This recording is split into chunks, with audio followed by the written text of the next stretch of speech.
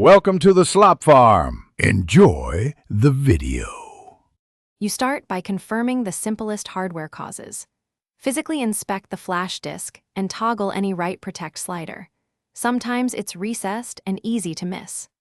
Once done, plug the drive into a different USB port or PC to isolate host issues, and make sure you copy readable files off the disk immediately because next steps may wipe it. This gets you into the executable troubleshooting path quickly and prevents accidental data loss before deeper fixes. Now you move into software methods to clear protection. On Windows, open Disk Part. List disk, select the flash disk, then run attributes disk clear read-only. This often removes a software write lock.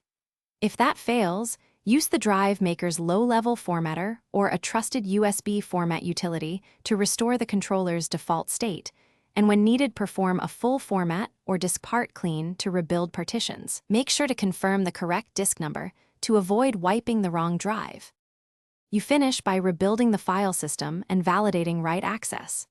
After successful clearing, create a new partition table and format to FAT32 or XFAT depending on use, then copy files to confirm write capability. If the device still refuses to accept writes, the controller or internal firmware may be failing.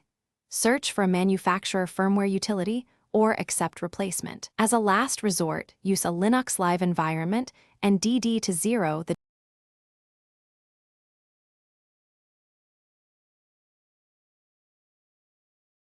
Thanks for watching.